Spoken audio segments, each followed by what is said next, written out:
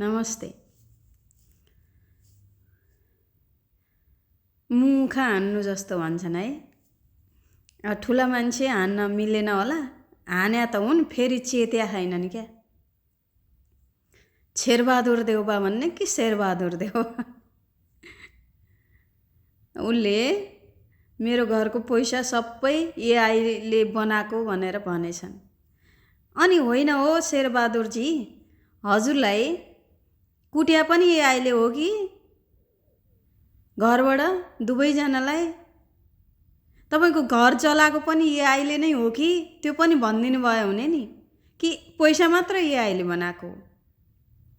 नेपालीहरूलाई मूर्ख बनाउँदै आउनु भएको अझै पनि मूर्ख बन्छन् भन्ठान्या छ। कस्तो बोल्न सके है, कति हिम्मत त्यस्तो बोल्नलाई।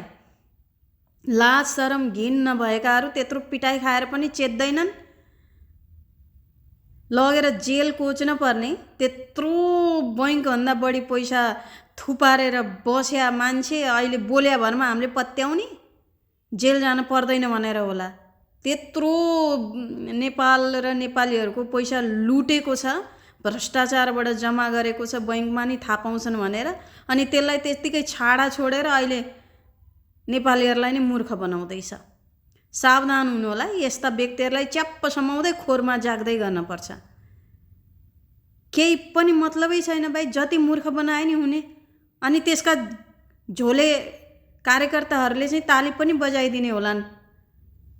त्यो ताली बजाउनेहरू निस्क्यो भने तिनीहरूलाई नि घिचुकमा हान्दा हुन्छ। एआईले बनाएको शरम पनि हुन्छ नि एउटा। कस्ता बेशरम लाज पचाएका घिन लाग्दा व्यक्तिहरू हाम्रा पूर्व प्रधानमन्त्री भन्दा पनि मुखै खराब होला जस्तो। त्यही भएर त्यस्ता व्यक्तिहरूलाई बोल्न ओर्न नदिने हो है सबैजना मिलेर।